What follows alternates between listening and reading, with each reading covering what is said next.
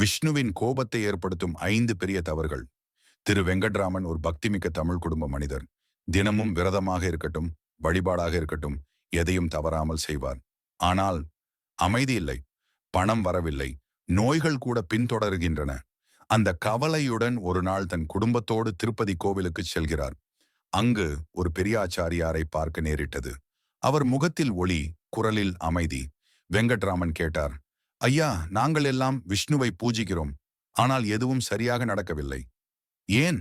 அச்சமயம் பெரியாச்சாரியார் சிறிது சிரித்தபடி கூறினார், உங்கள் பூஜையில் பிழை இருக்கலாம். விஷ்ணுவின் கோபம் ஈர்க்கும் 5 பெரிய தவறுகள் உண்டு. அவற்றை தவிர்த்தாலே அருள் நிச்சயம். விஷ்ணுவின் கோபத்தை ஏற்படுத்தும் 5 பெரிய தவறுகள். சுத்தமின்றி பூஜை செய்தல். விஷ்ணு மிகச் சுத்தமான தேவன்.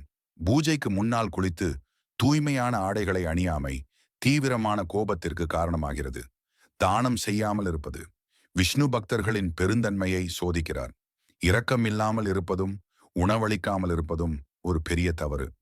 சாமானியமான தூய்மை இல்லாத இடத்தில் பூஜை செய்தல். குப்பை, தூசி, கோளாறு இருக்கும்போது அந்த இடத்தில் பூஜை செய்வது பாவமாகும். பசுவை அவமதிப்பது. விஷ்ணுவுக்கு பசு பரம புனிதம். பசுவை வெறுப்பது அல்லது அவமதிப்பது அவருடைய கோபத்தை தூண்டுகிறது. ஆழியானை காணாமல் வழிபடுவது.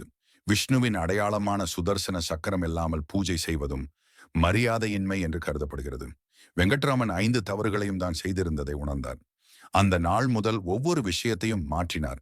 தன் பூஜையை சுத்தமாக, பக்தியோடு தவறில்லாமல் செய்தார்.